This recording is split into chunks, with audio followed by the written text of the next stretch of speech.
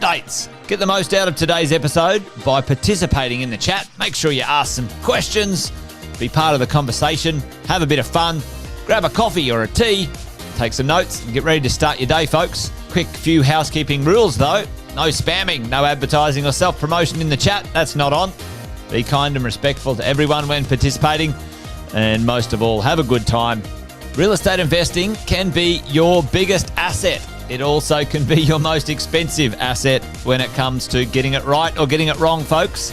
It can be time-consuming, stressful, and that's why here at Positive, we have what's called a 6-star team, a full-service team that provides integrated wealth and property investing solutions and services simply designed to help you progress towards your goal of passive income through your property portfolio, folks. Make sure you check out our other podcasts on the Positive Mentor Network. Not only is there Wealth Coffee Chats, there's the Urban Property Investor.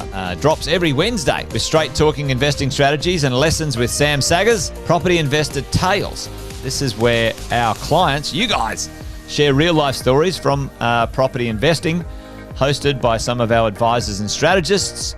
And that's done every fortnight, dropping every Monday. Wealth, Wine and Wisdom, folks, that debriefs the week that was in the world of finance and property, hosted by yours truly, Jason Witten and Andy Fenton on Fridays. Wow, never saw like that. Stash, you fuck well, another Wealth Coffee Chats. Marvellous Monday. Hope you're well, folks, wherever you are. If you think it's Get Rich Quick, you're in the wrong place. This is the wrong podcast. This is the wrong life for you. Welcome to another Wealth Coffee Chat. Hope you're all awesome and well.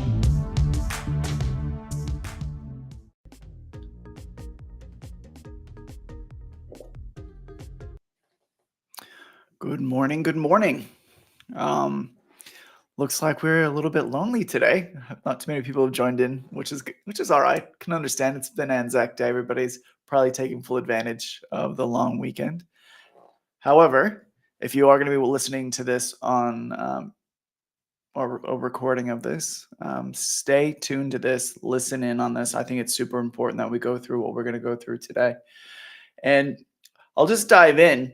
And I'm going to be talking about what I have conversations with my clients day in and day out about what's going on in the market. And the question I always get is, when do I need to refinance my mortgage? Do I wait till interest rates drop, or do I throw the dice and find out, well, is this going to be the right position for me to do now?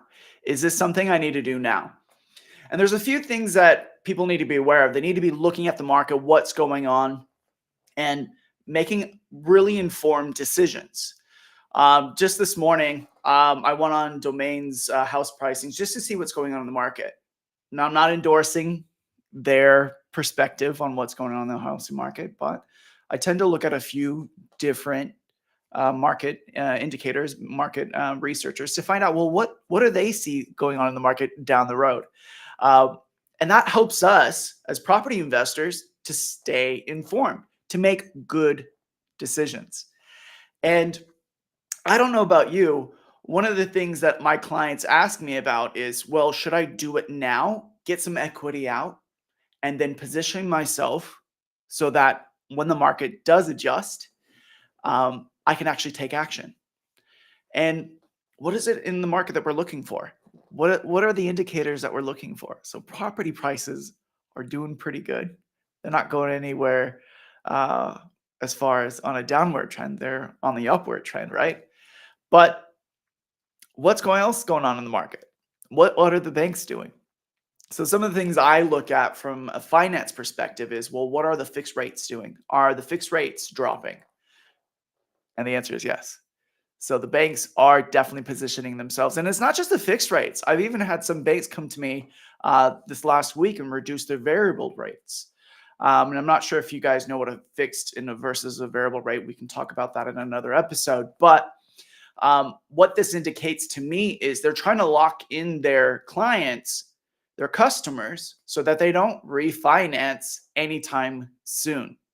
Because when the market starts to drop, as far as the interest rates, when the interest rates start to drop, the market's going to start buzzing even more than it already is. And we've got a problem right now in the market, right? We don't have enough supply. We do not have enough housing to help support the actual population, which is a good problem to have if you're a property investor. But it's also really, really important that you are marking yourself, setting yourself up for success. And I want to talk about a concept that Jason, our CEO, the education guru, likes to call, and it's called an equity lock. And this is just something that we need to actually think about, right? We want to position ourselves so that we are ready to move when the market starts to adjust, interest rates start to go down, and putting ourselves in a position so that we can jump on it. Because remember, we don't have enough stock in Australia. There's not enough houses. So that means once the interest rates start to drop, everybody's going to be in a flurry of refinancing, and then they're going to start purchasing. And if you're a smart property investor, what are you going to do? You're going to want to make sure you're positioning yourself properly today. You need to do it now. That's the big takeaway. That's what we need to do. We need to think about it. If we were to refinance today, what would that look like? And this is something that I want to show you guys. I'm going to just share my screen here, and I want to show you what it's going to look like once we refinance. What is our borrowing capacity going to look like? What is that going to look like when we start tapping into the market? What is it going to look like when interest rates start to drop?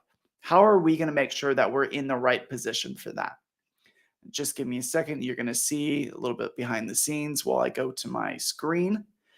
All right, here is our calculator. So Positive Money has a unique calculator where we can actually look at all the different banks and their policies. And if you haven't seen this before, this is a great tool that we look at when we are trying to help clients understand where they sit in the market, where they sit against what the banks look like. So here's the interest rates now.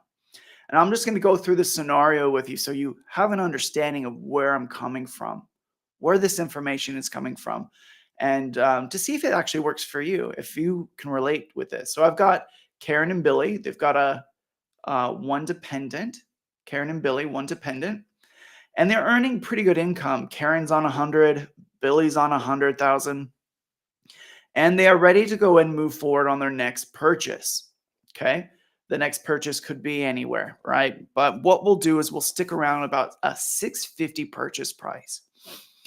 And the funny thing is, it's not just the interest rates that are projected to go down, but another positive thing is going to happen in the market as well.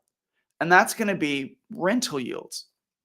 From what I can hear in the market, in the ether of the market, is that we are positioning that our rental yields are actually going to be going up as well. They're going to be increasing.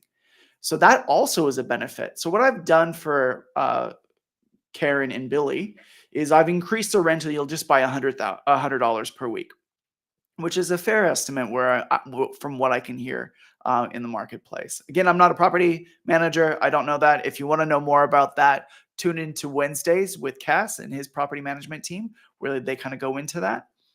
But look, what if Karen and Billy want to go ahead and purchase? And at the moment, they're a little bit tight on the market, right? Interest rates are still pretty high. But what happens when interest rates start to go down? What if they drop by, let's say, 0.25? Just a slight drop.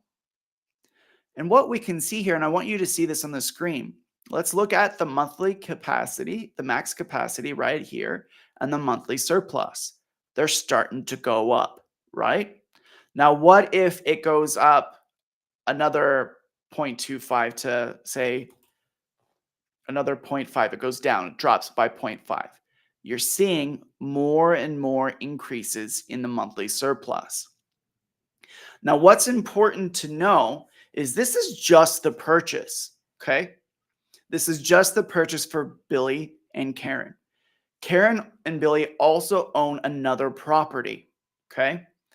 They also own another property. So any adjustments that we're doing in the purchasing rate, well, we need to make sure that they're positioned also for their existing property, right? So say right now, I've put in for Billy and Karen a pretty good interest rate in the market today, which is 6.3 for an owner occupied property. Now, if that rate were to drop by 0.5, let's say, what does that do to their borrowing capacity? As you can see, increased in borrowing capacity is clearly evident right here by just a drop. Now, this is why it's super important. Now just keep in mind though, guys, this is just reducing the rate. What we also need to keep in mind when we are property investors is a holistic approach. We also need to think about, well, what is our monthly cash flow? How does that impact it? And when we take a look at adjusting the monthly cash as a focus, making sure your monthly cash flow is increasing, we also need to make sure that we're looking at possibly extending your loan out to 30 years. Now, there's some pros and cons with that. And for me as a mortgage broker, I want to make sure that my clients, my customers are informed, that they do know what they're getting into. So anytime we re-extend the mortgage out 30 years, that means you might pay a little bit more interest. However, as property investors, most of the time, what the focus is that monthly cash flow. And we need to increase it. We need to make sure that they are getting as much borrowing capacity as they possibly can for their next purchase, right? Now, we got to think about it also. So if Karen and Billy want to go ahead and get this property, do they have enough money? Do they have enough money in their cash reserves to purchase? And as I was saying earlier, if the market is positioned that as soon as interest rates start to drop, that everybody's going to be going into the market again. They're going to go out and purchase. And with Australia having a low stock or insufficient stock for its population, you're going to be one of many out in the market. So what are you doing to position yourselves to make sure that you are ready to move as soon as the rates drop? And the easiest answer to that is jumping into a refinance, doing an equity release, and moving it very quickly. We want to make sure that you've got enough money ready to go so that when interest rates drop, you've got sufficient equity to move forward. Yeah. And that's what the nature of the game is. We want to make sure that we look at every client holistically, look at your situation holistically. And if your broker is not doing this, they're doing you an injustice. They need to make sure that you are informed because they know what your needs and objectives are. And what we have to do is be aware of what that means and how we can help you get to that next level, right? So important that we actually do that.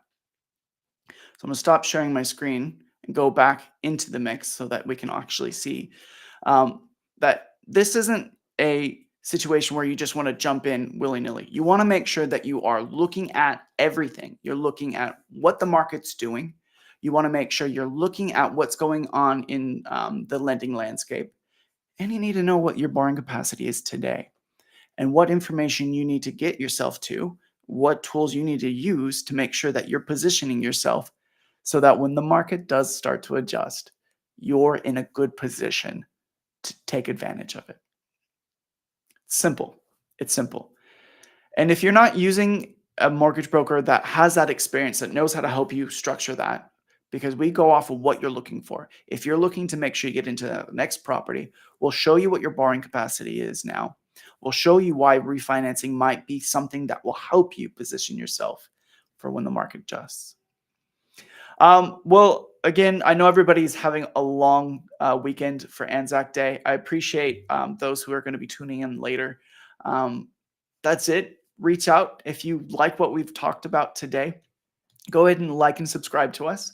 If you've got any questions, just send us an email. I've got it scrolling at the bottom. And I've got a QR code as well. Just pop that up at the top. Right there. And honestly, guys, reach out. If you have questions, if you want to see where your position is, just give us a call. Shoot us an email, book in a time with me. I'm happy to help you out. And if you guys want to know more about why refinancing is so important, we'll be issuing out a few links to some webinars that we're going to be doing for the next couple of weeks. I think I think now is the time, which is what I'm hearing from our clients, that they're really ready and wanting to position themselves so when the changes in the market happen, that they're ready to go. So looking forward to having a meeting with you. If you guys have any questions, like I said, just reach out to us. Happy to help. Have a good one. Take care.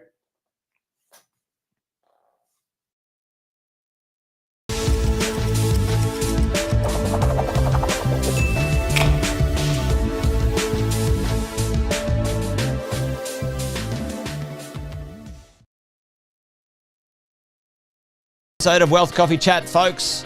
Make sure you like, subscribe, and turn on your notifications so you never miss a thing when we go live. Improve your portfolio and investing game, folks, with Wealth Coffee Chats live every morning at 8:10 each weekday. Make sure you join us. Previous episodes are also available wherever you get your podcasts, folks, as well as our other podcasts from the 6-Star team here at positivementor.com.au.